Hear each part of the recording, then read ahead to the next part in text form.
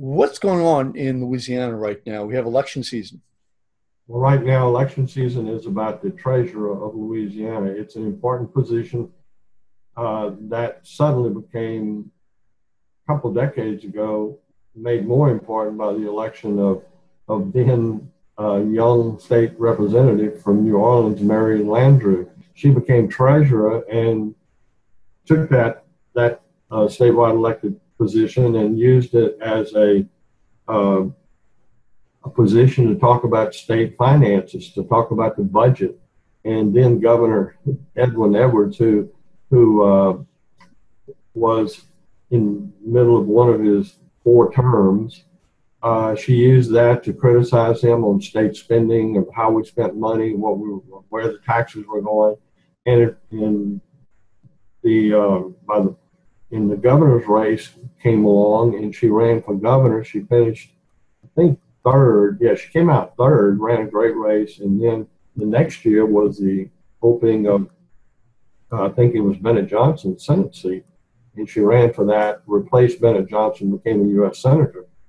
Then we had an election, and I forget who replaced her for treasurer that year, but he lasted 1 term, and then John Kennedy came along, who's now a United States Senator. So 2 of the 3 former treasurers are now became U.S. senators. So it's become a very important job in Louisiana. I'm not so sure it's as important related to the state responsibilities according to the Constitution, but they've made it a bigger job than probably the responsibilities indicate, because they use it as a platform to talk about budgets. And since Louisiana has been mired in budget disasters for the last 15 or so years, and general's last 8, and then we have the present governor's 1 year, treasurers get to talk about how we're spending and whether we're spending too much. Don't have enough revenue. We do have enough revenue. And so that race is running this year because it was vacated by now U.S. Senator John Kennedy, and we have 3 or 4 people.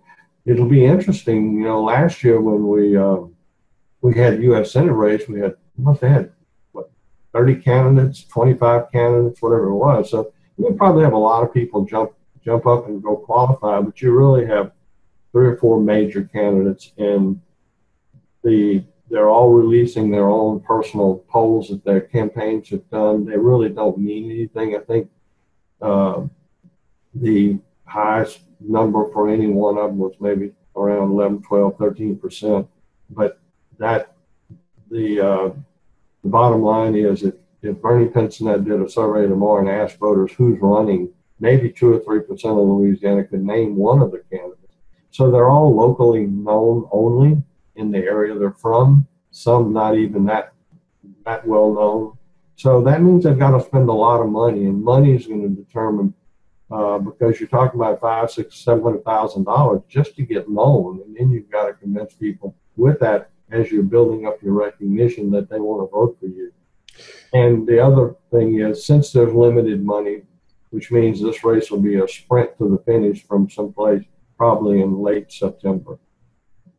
So just out of curiosity, I'm trying to go back in my memory in terms of what statewide election race was similar to this one, whether it's for U.S. Senate or governor or whatever, that where you had basically 3, top people, but they were unknown.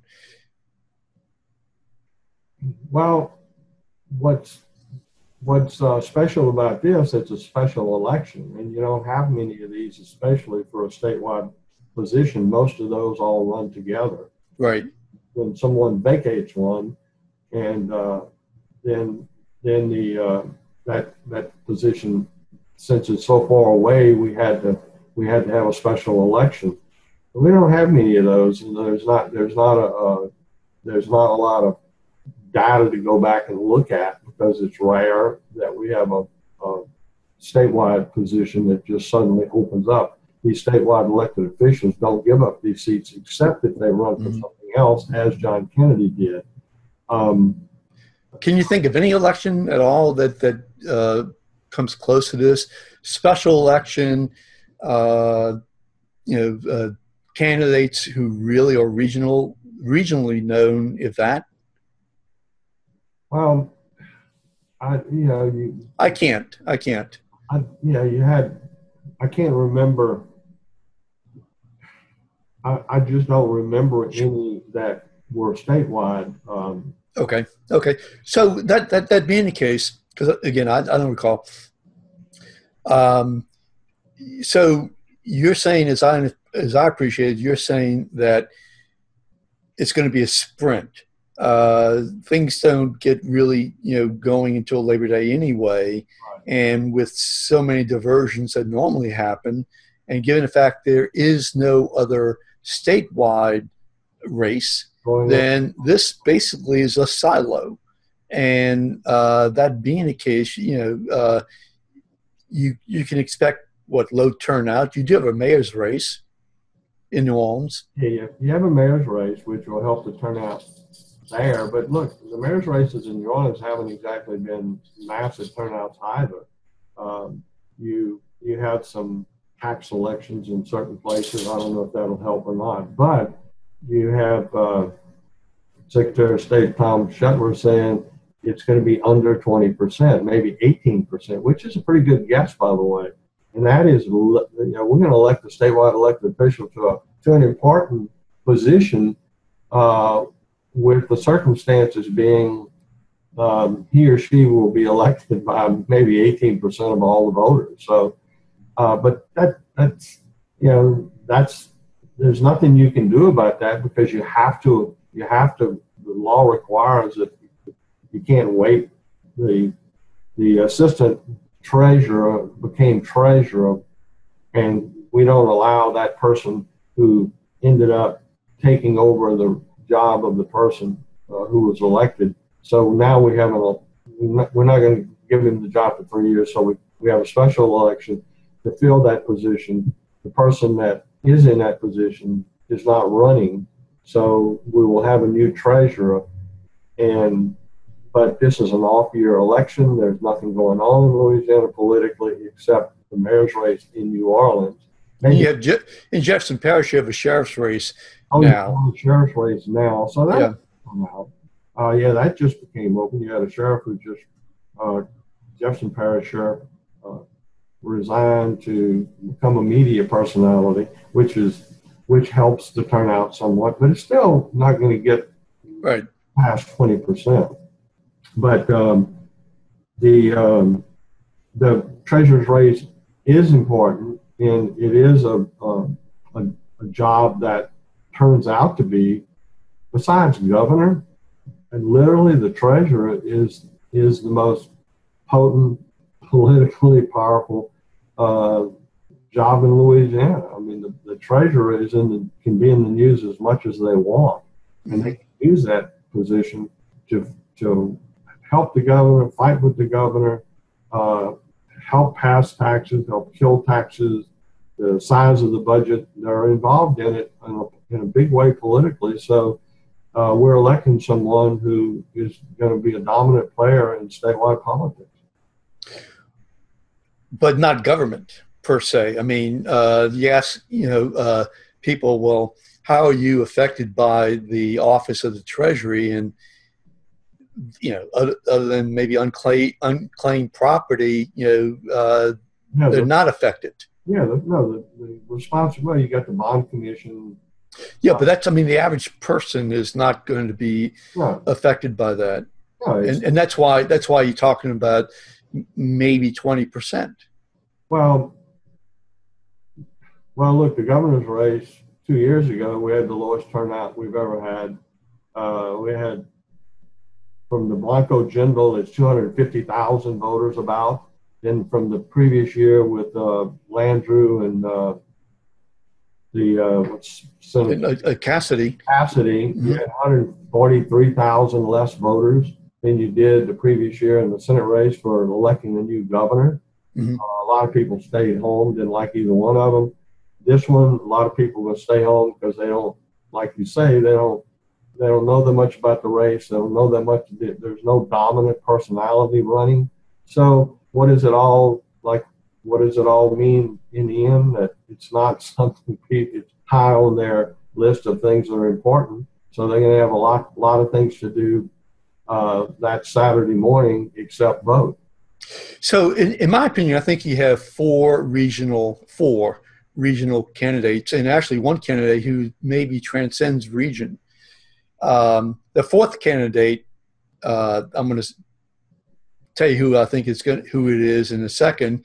But you have one guy from North Louisiana. You have a lady from sort of central Louisiana, southern central. And you have another one who's close by, but north of Lake Pontchartrain. Yeah, Florida Parish. You got a northeast Louisiana. You got a Florida Parish. You got the capital city, Baton Rouge. Those are the three majors. And then you have a candidate who's a Democrat from the New Orleans. Right. The fourth candidate, a Democrat, will get votes statewide primarily. From the base of the Democratic Party, which is now black voters. So therefore, the question is whether or not it'll be a runoff between one of those three versus a Democrat. Well, there is a possibility. Well, it depends on how many, the disparity or the turnout between whites and blacks. Blacks, is there something? Now you're going to get a decent turnout in New Orleans. So if he gets the votes in New Orleans, if he gets the votes in East Baton Rouge Parish, because it was a tax election year, and yeah, it's possible. But what's missing is there's no candidate from Acadiana. Right. Acadiana may not have anybody vote. So that's you would normally say the Democrat will be in the runoff, but we're not so sure at this point in time, based on the turnout of blacks in Monroe and Shreveport and Lake Charles and Baton Rouge. We know we'll have a higher turnout probably in Baton Rouge, and the mayor here is pushing a transportation tax. So I'm sure she'll be doing robocalls, mail-outs, and everything else. Same thing with going on. So yeah, can a Democrat make a runoff? Certainly, but I would say before you still have you have quite a number of black voters in Jefferson Parish, and you'll have a bigger turnout there than you would have had. So right. It's a little early to tell, but there is becoming more and more of the possibility that the Democrat, if some Republican can't go convince them, which is unlikely, that the Democrat may make the runoff. It's becoming more likely, not less likely.